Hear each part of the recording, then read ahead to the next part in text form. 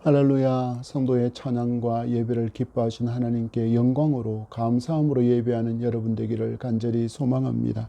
스승, 선생, 교사, 쌤, 은사 모두가 스승을, 교사를, 선생을 지칭하는 다른 말들이지만 우리는 이 말을 들으면 굉장히 많은 생각들을 하게 되는 시대를 맞고 있습니다.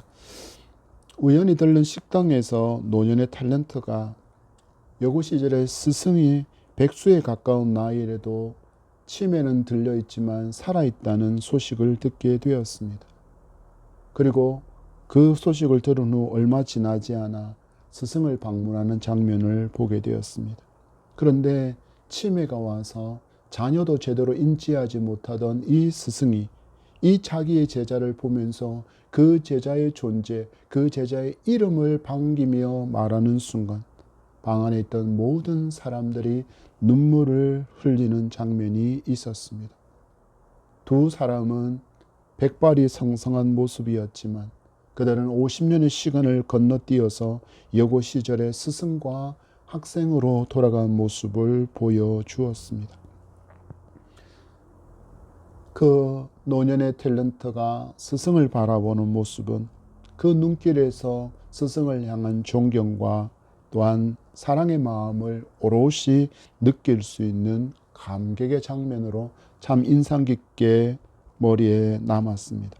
여러분도 마찬가지지 않습니까? 여러분들의 학창시절, 여러분들의 마음속에 깊이 새겨진 선생님들이 많이 있을 줄 압니다. 스승의 날은 지났지만 혹시라도 여러분 연락이 닿는다면 그 스승들에게, 선생님들에게 감사의 인사를 전해보면 좋겠습니다.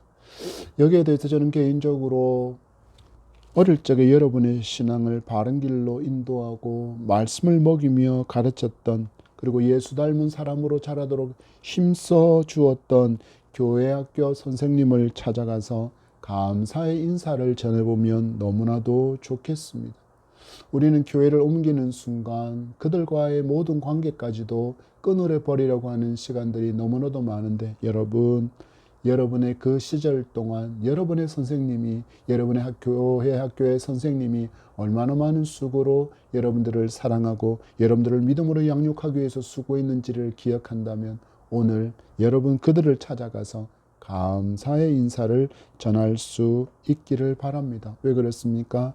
여러분 학교에서, 학원에서 학문과 지식과 교양을 가르치는 스승이 학교의 스승이라면 영생의 삶에 대해서, 또한 가장 인간다운 삶을 살아갈 수 있는 일을 가르쳐주는 이들이 바로 교회학교 교사라 할 수 있기 때문입니다. 오늘 감사를 전할 수 있는 저와 여러분이기를 소망합니다. 우리 생의 최고의 스승을 오늘 말씀 가운데 만나며 그 스승의 가르침이 무엇인지를 알고 순종하는 성도의 삶이 되어지기를 소망합니다. 또한 말씀 가운데 배우고 익힌 바를 잘 가르치고 우리도 누군가에게 존경받는 스승이 되어서 우리의 참 스승이신 예수 그리스도께로 그들을 인도해가는, 우리의 삶의 여정을 통하여 예수께로 다다르게 하는 아름다운 삶을 살아가는 존경받는 영적 스승이 되어지는 저와 여러분이 되어지기를 예수 그리스도의 이름으로 소망하며 축복합니다. 잠시 말씀드렸지만 학창시절에 우리의 스승들을 돌아보면 참 다양한 부류의 스승이 있었음을 알게 됩니다. 우리를 굉장히 사랑스럽게 또 우리의 바른 길을 인도하기 위해서 노심초사했던 그런 사랑의 스승이 있는가 하면 그 선생님만 떠올리면 그냥 악몽처럼 힘겨웠던 시간이 있었던 그런 스승도 분명히 있을 것입니다. 오늘 바울 시대에 바울이 말하고 있는 스승들 속에도 그런 이들이 존재했습니다. 오늘 말씀을 통해서 그들의 정체를 먼저 알아보도록 하겠습니다. 본문 15절의 말씀입니다. 그리스도 안에서 일만 스승이 있으되 아버지는 많지 아니하니 그리스도 예수 안에서 내가 복음으로써 너희를 낳았음이라. 아멘. 첫 번째 주제의 말씀은 우리 일만 스승의 정체를 알아야 한다. 그래야 우리는 누구를 따를지를 분명히 알 수 있기 때문입니다. 헬라와 로마 시대에는 파이다고고스라고 불리우는 초등교사, 가정교사들이 무척이나 많았습니다. 이들이 가졌던 주된 목적이라고 한다면 지식을 가르치고 자기에게 맡겨진 아이들을 훈육하는 것이었습니다. 말과 지혜를 아이들에게 가르치는 역할을 담당했지만 그 가르침에 대해서 어떤 법적인 책임도 그들은 지지 않았습니다. 또한 아이들과 정서적으로 깊은 유대감을 형성하는 일에는 전혀 관심도 없이 그저 단지 기계적으로 지식을 가르치는 일에만 집중했던 이들이 바로 파이다고고스라고 불리우는 초등교사와 가정교사, 학습 지도자들이었습니다.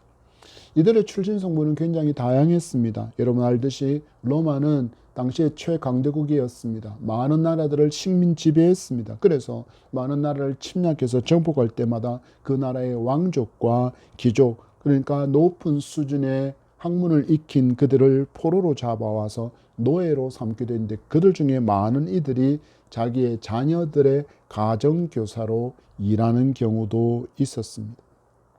이들의 역할은 자기 주인의 자녀가 성인이 될 때까지 곁에서 등하교를 돕기도 했고 또한 예절을 가르쳤고 또한 잘못을 하게 되면 심지어 매를 때려서 훈육하는 일종의 보호자이자 아이들의 관리자로서의 역할을 감당했습니다. 그러나 그들의 마음에 있어서 이들을 향한 사랑의 마음 또한 감정적인 유대관계를 형성하는 일은 전혀 일어나지 못했습니다. 어떤 관계였기 때문에 주인의 자녀였기 때문입니다.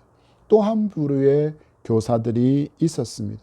당시 고린도는 여러분 아시다시피 그리스도 문화의 중심지였습니다. 그래서 학문과 철학과 수사학을 숭상하는 그런 도시라 할 수 있었습니다. 이 도시에는 가장 인기 있고 또한 심지어는 권력이 있는 교사들이 있었는데 그들은 많은 돈을 받고 지혜와 수사학을 가르치고 있었습니다. 그래서 그들은 대부분 철학자이거나 지혜자로 불렸습니다. 이들을 오늘날의 기준으로 말해본다면 스타 강사와 같습니다. 유명 정치 평론가와 같은 역할을 했습니다. 화려한 말 재주로 논리와 또한 그 모든 것으로 대중을 사로잡기도 했습니다. 사람들은 그래서 자신들이 지지하는 이런 유명한 철학자나 혹은 스타 강사와 같은 그들의 학파, 그들의 파당에 들어가서 그것에 소속된 것을 큰 자랑으로 여기고 있었던 시대가 지금 바울이 말하는 1만 스승이 활동하던 시대였습니다. 이들이 이렇게 유명한 스승 아래로 들어가는 목적은 분명했습니다. 이렇게 유명한 학파에 들어가서 그로 말미암아 자신도 유명해질 수 있는 길이 열려지고 이로 인해서 그들의 스승이 많은 돈을 버는 것과 같이 돈을 벌 수 있다고 또한 세력을 키워서 자기의 세력을 만들겠다는 그런 야심을 가지고 이렇게 철학자의 학파에 스타 강사의 학파에 들어가는 것이 큰 자랑이었습니다. 말씀드리지만 이들에게 있어서 그들의 스승과 깊은 유대감을 형성하겠다라는 그런 의지, 나는 책임감을 가지겠다라는 그런 의지는 전혀 없습니다. 그들은 오직 단 하나의 목적만을 가지고 그곳에 모여 있었기 때문입니다. 그것이 무엇입니까? 내가 가진 지식을 자랑하고 그를 통하여서 명성을 얻게 되고 그리고 세력을 키워서 자기의 영향력을 드러내기 위한 도구처럼 그들은 이 학파와 파당을 이용하고자 하는 마음으로 이곳에 들어갔습니다. 여러분, 문제가 있습니다. 교회 안에 오늘 본문이 되어지는 이 고린도 교회 안에도 이런 마음과 자세를 가진 이런 1만 스승의 자세를 가진 이들이 고린도 교회에서 자기의 그 성경 지식을 아는 우월성을 드러내고 그것으로 말미암아 세력을 이루어가는 모습을 교회 밖에 1만 스승과 같은 모습으로 살아가는 이들이 나타나고 있었기 때문입니다.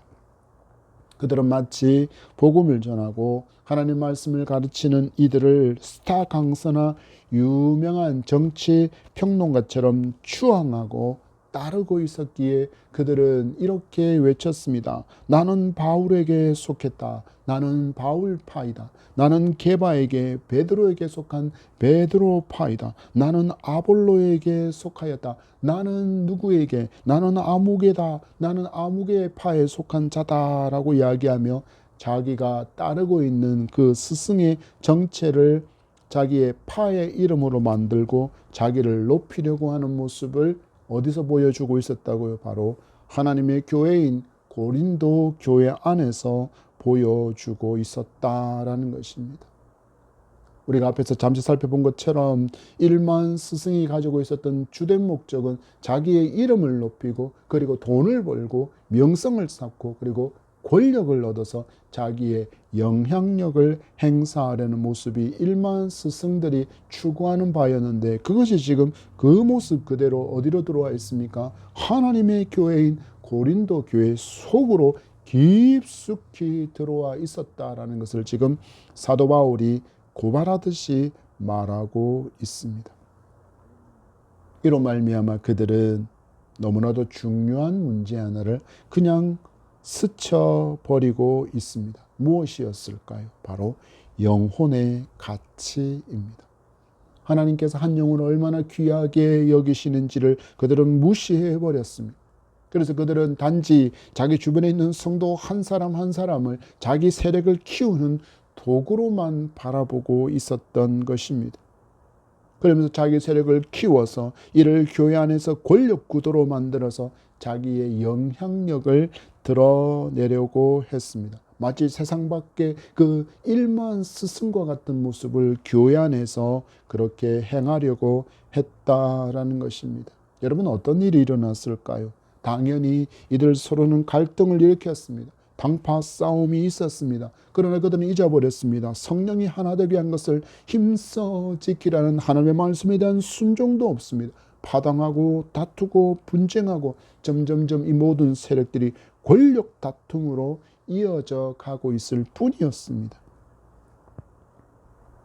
그들의 스승이 가리키고 있는 손가락 끝을 주목하려고 하지 않았습니다. 우리가 앞에서 마주했던 게바 그리고 바울, 아볼로 이 사람들에게 들어야 할 분명한 복음의 가치를 그들은 잊어버린 채 자신의 목적만을 취하려고 했다라는 것입니다. 여러분 게바의 손가락 끝이 어디를 향하고 있었을까요? 여러분 사도 바울의 손가락 끝은 누구를 향하고 있었을까요? 아볼로의 손끝은 또 누구를 향하였을까요? 맞습니다, 여러분. 그곳에는 참 스승이신 예수 그리스도가 있었습니다. 여러분, 그러나 그들은 그 예수 그리스도를 주목하지 않고 있습니다. 여러분, 이 시대에는 이런 슬픔과 아픔의 시간들이 없습니까? 아니요. 이 시대에도 이런 아픔이 교회 안에 가득합니다. 너무나도 슬프고 너무나도 부끄러운 이야기지만 여러분 실상은 그렇습니다. 어느새 교회가 크기로 그리고 모이는 그 숫자로 경건을 평가받는 시대가 되고 말았습니다. 저 교회는 저렇게나 큰 건물이 있고 많은 사람들이 모이는 곳이니 뭔가 하나님께서 크게 사용하시고 큰 능력을 부어주신 교회 같다라는 그런 공식화되어진 평가 기준이 생겨버린 것입니다. 그래서 교회도 부익부, 빈익빈이 통용되어지는 사회가 되고 말았습니다. 고린도 교회의 스승이라 일컬어지는 이들처럼 지금 한국 교회의 많은 목회자들의 추구하는 바가 본질에서 벗어나는 경우가 너무나도 많아 보이는 이유가 여기에 있습니다. 큰 것, 화려한 것, 많은 것이 좋은 것이다.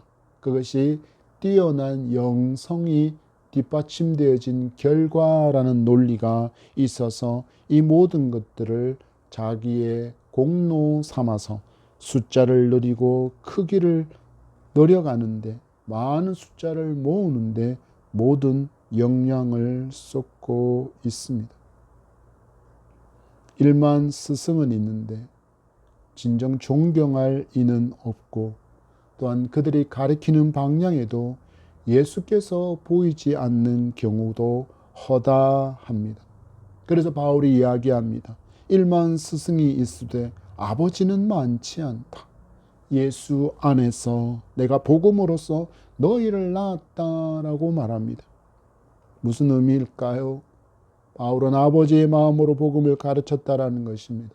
바울은 아버지의 마음으로 생명을 살리는 복음을 전했다라는 것입니다.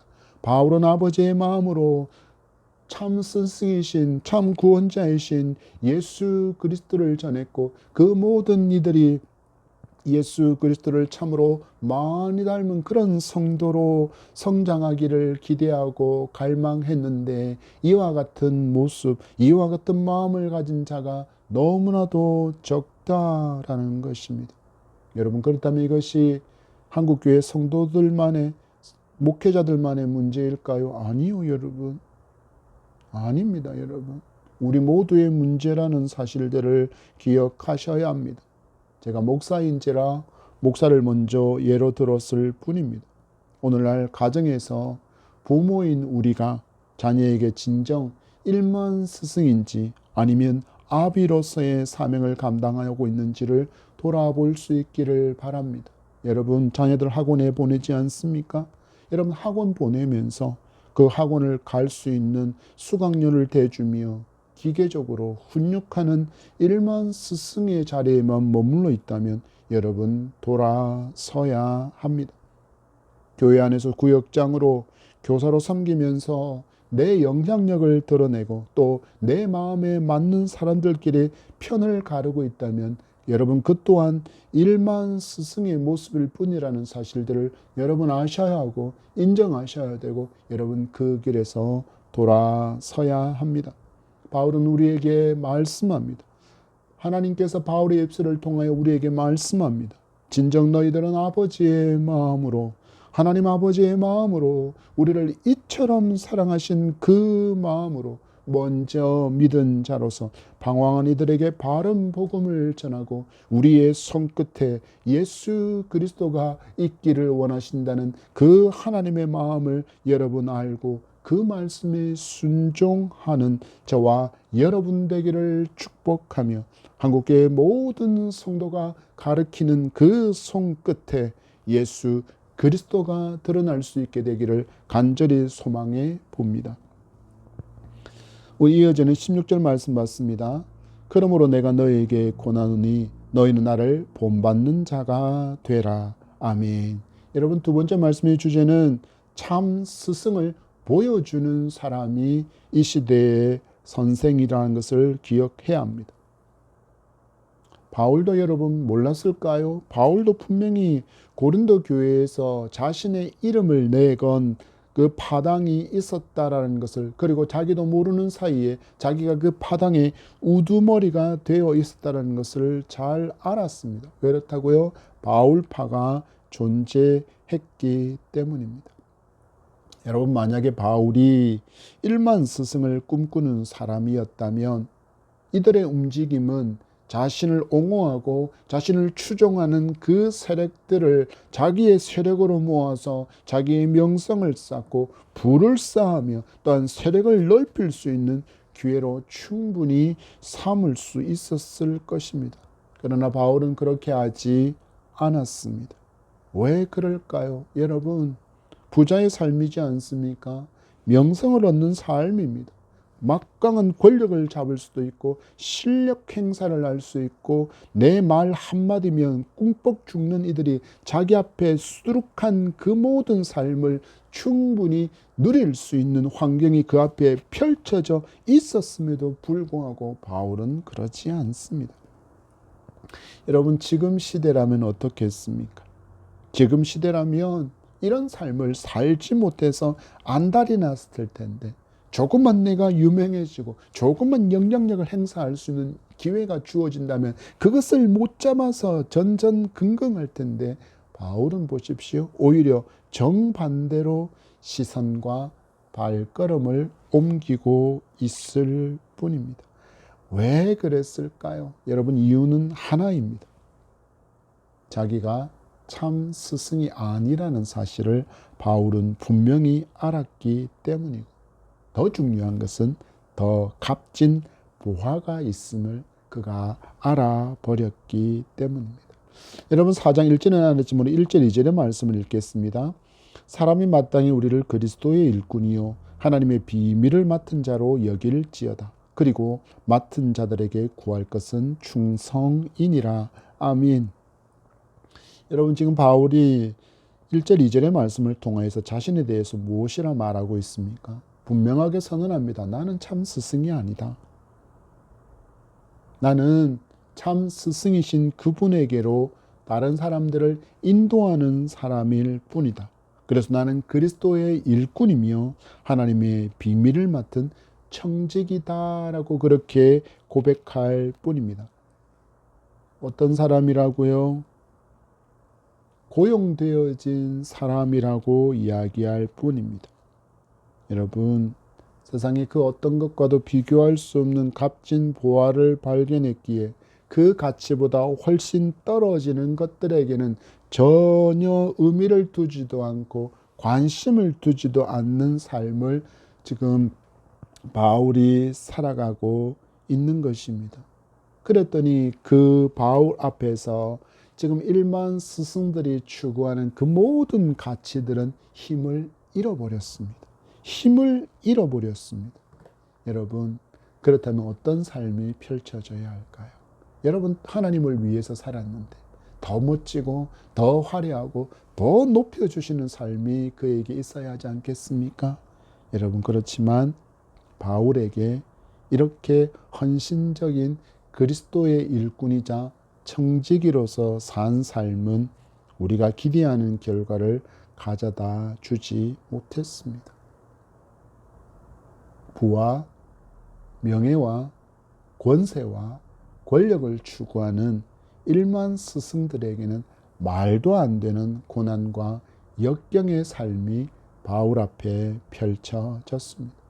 고린도전서 11장을 통해서 그가 겪었던 고난과 역경을 제가 말씀드리겠습니다.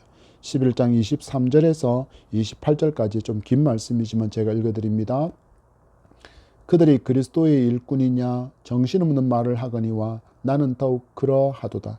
내가 수고를 넘치도록 하고 옥에 갇히기도 더 많이 하고 매도 수없이 맞고 여러 번 죽을 뻔하였으니 유대인들에게 40에서 하나 감한 매를 5번 맞았으며 3번 태장으로 맞고 1번 돌로 맞고 3번 파선하고 일주야를 깊은 바다에서 지냈으며 여러 번 여행하면서 강의 위험과 강도의 위험과 동족의 위험과 이방인의 위험과 신의 위험과 광야의 위험과 바다의 위험과 거짓 형제 중에 위험을 당하고 또 수고하며 애쓰고 여러 번 자지 못하고 줄이며 목마르고 여러 번 굶고 춥고 헐벗었노라.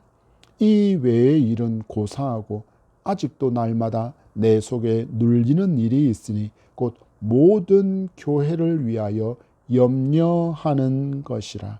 아멘. 여러분, 바울의 삶을 보십시오. 이렇게나 예수님을 위해서 살았음에도 그래도 그는 부족하다라고 이야기합니다. 바울의 속에 눌리는 일이 있었는데 그것이 무엇입니까? 28절 끝자락에 보니까 내 속에 눌리는 일이 있으니 그 모든 교회를 위하여 염려하는 것이라 이야기합니다.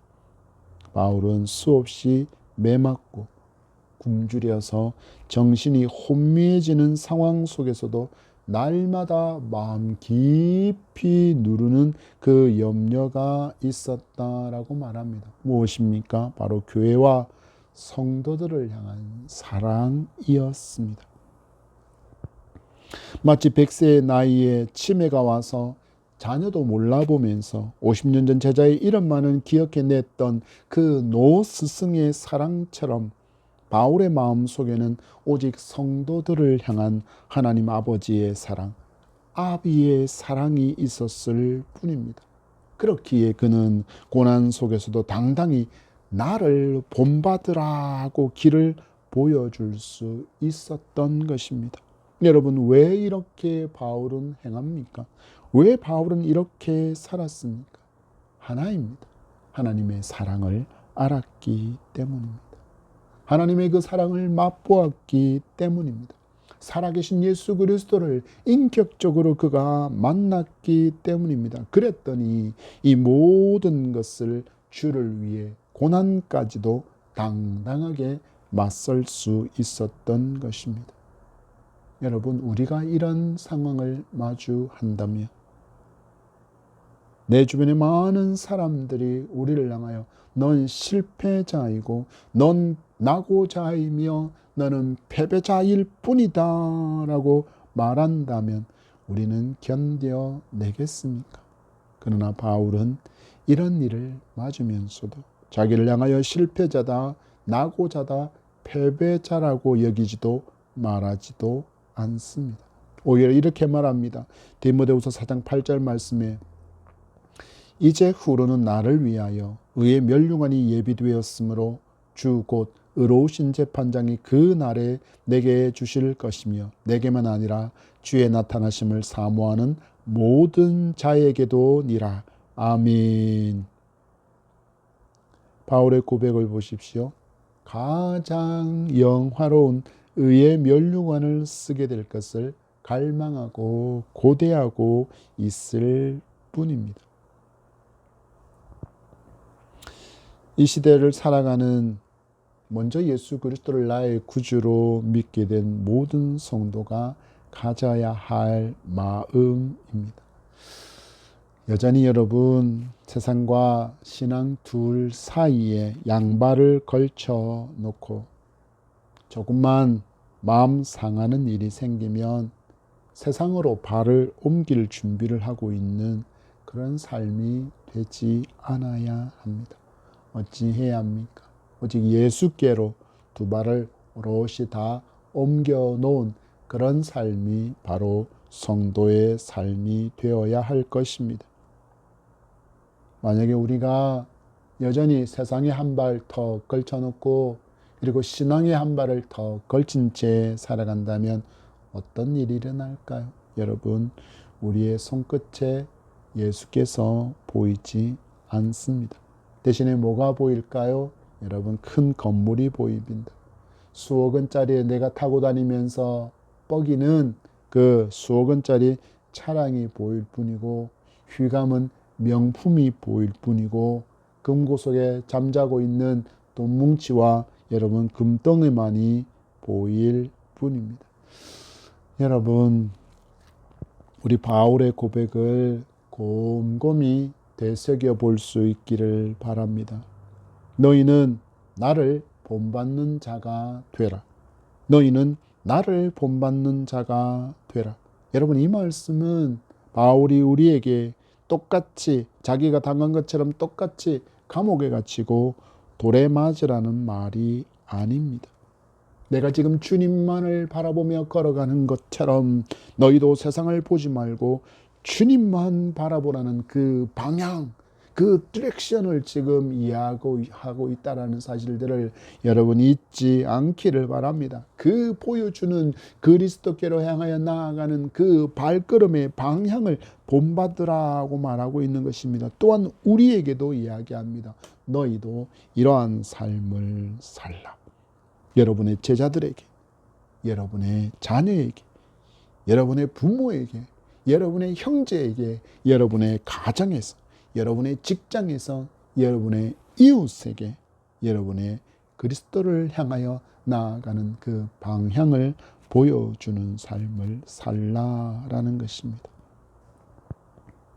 여러분, 우리의 삶이 바울처럼 너희는 나를 본받는 자가 되라고 담대하게 외칠 수 있는 예수님 많이 닮아 있는 삶인지를 돌아볼 수 있기를 바랍니다. 여러분, 그러면 이 바울의 고백이 얼마나 위대한 고백인지를 알게 될 것입니다. 그러나 기억하십시오. 부러워만 하면 안 됩니다. 부러워만 하거나 혹은 바울이니까 그렇게 살 수 있었지라고 여러분 변명하지도 않아야 합니다. 왜 그렇습니까? 예수님은 나를 구원하시기 위해서 십자가에서 고난받으셨기 때문입니다. 여러분, 예수 그리스도는 나를 구원하시기 위해서 십자가에 죽으셨기 때문입니다. 예수 그리스도는 나에게 영생의 선물을 주시려고 부활하신 분이시기 때문이며 온 세상의 심판의 주로 다시 오셔서 천국으로 인도해 주실 것이기 때문입니다. 여러분, 구원을 믿는다면 우리도 바울처럼 살 수 있습니다. 인간의 판단이나 세상의 평강에 연연하지 않으면서 오직 마음에 은밀한 일을 드러내시고 심판하실 분이 하나님이심을 믿고 드러내는 그런 스승의 삶을 살아갈 수 있게 되기를 소망합니다. 여러분, 좋은 스승, 길을 보여주는 삶이 우리에게 있기를 축복합니다. 말씀을 맺습니다. 우리 교회 학교에서 참 힘겹게 어린 한 영혼을 품고 안으며 눈물을 흘리고 말씀의 꼴을 먹이기 위해서 분투하는 우리 모든 선생님께 여러분 감사의 인사와 하나님의 축복이 함께하기를 소망합니다. 여러분 박수로 우리 선생님들의 수고를 격려할 수 있으면 좋겠습니다. 선생님들 수고 많으셨습니다. 감사합니다. 여러분, 바울은 오늘 말씀을 통해서 하나님은 바울의 입술을 통해서 우리가 일만 스승이 되지 말라라고 경고합니다. 예수 그리스도를 믿는 것이 권력을 얻기 위해서, 물질을 더 얻기 위해서, 명성을 더 얻기 위한 수단으로 삼지 말라라는 것입니다. 대신에 우리는 하나님의 사랑, 하나님의 마음으로 먼저 믿은 자로서 예수만이 닮은 삶의 방향을 보여주는 삶을 살라고 말씀하고 있습니다. 여러분, 이제 우리의 삶은 어떤 삶이 되어져야 합니까? 참 스승이신 예수 그리스도를 보여주는 삶이 될 수 있게 되기를 소망하며 축복합니다. 세상은 우리를 보면서 분명히 말할 것입니다. 어리석다, 미련하다라고 말할지 몰라도 마침내 하나님 앞에 서게 되는 그때 우리를 칭찬하시는 그 음성으로 말미암아 우리의 모든 수고는 보상받게 될 것입니다. 여러분, 이 순간을 기대합시다. 그리고 우리에게 주어진 삶의 현장으로 달려가서 우리가 걸어간 그 발자국 끝에 계신 주님을 보여주는 삶이 되기를 소망합니다. 그리고 여러분이 가리키는 그 손가락 끝에서 세상 사람들이 예수 그리스도를 보게 될 줄 믿습니다. 우리가 이렇게 살아갈 때 여러분 좀 더 나은 세상이 될 것입니다. 좀 더 밝은 세상이 될 것입니다. 여러분, 주님의 꿈을 꾸며 바울이 품었던 그 마음으로 오늘 존경받는 멋진 스승으로 살아보는 저와 여러분 되기를 소망합니다. 여러분 축복합니다. 우리 같이 기도하겠습니다. 하나님 감사합니다. 주의 은혜와 사랑하심으로 우리에게 모든 날들을 허락하시되 이 귀한 주일 허락하심으로 모여서 아버지를 높이며 송축하고 찬양하는 예배 드릴 수 있게 하시니 참으로 감사합니다. 오늘 아버지 고린도서의 말씀을 통하여서 하나님께서 우리에게 기뻐하시는 아름다운 삶의 한 부분을 가르쳐 주시니 감사합니다.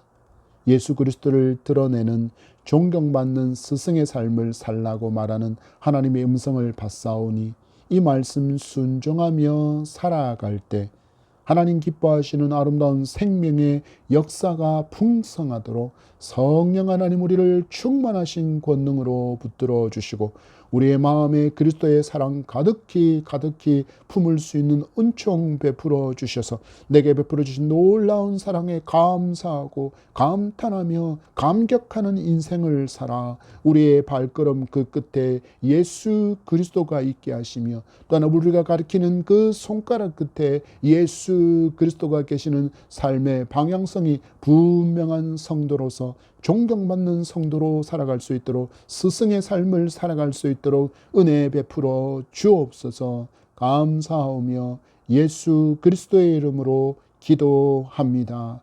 아멘.